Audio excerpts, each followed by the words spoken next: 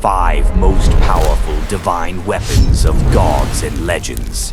Life is unfair unless you're a god with a weapon that can smash mountains, split oceans, or make your enemies wish they stayed in bed. Today, we're diving into the 5 most powerful divine weapons from myths and legends around the world.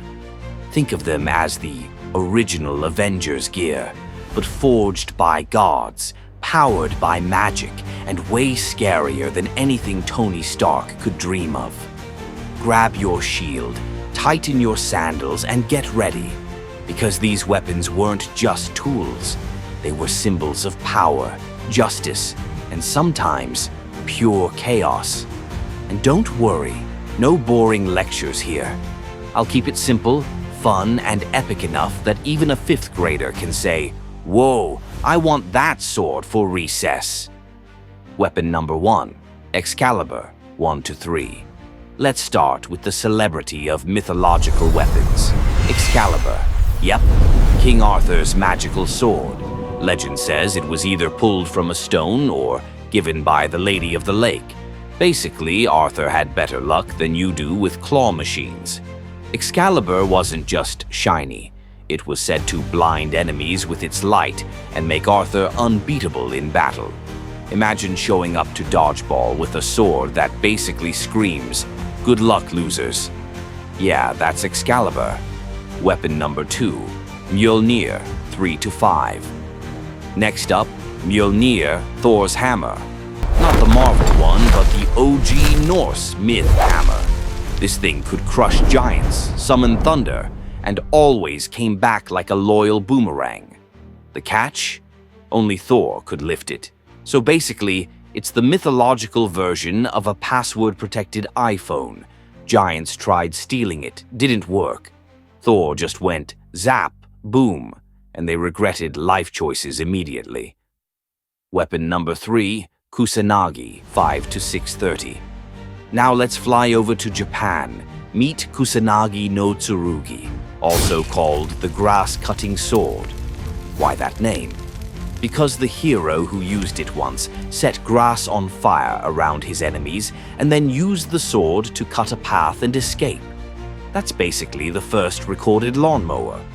But beyond yard work, Kusanagi symbolized imperial power in Japan. If Excalibur was Europe's sword of kings, Kusanagi was Japan's sword of emperors. Legendary flex, right?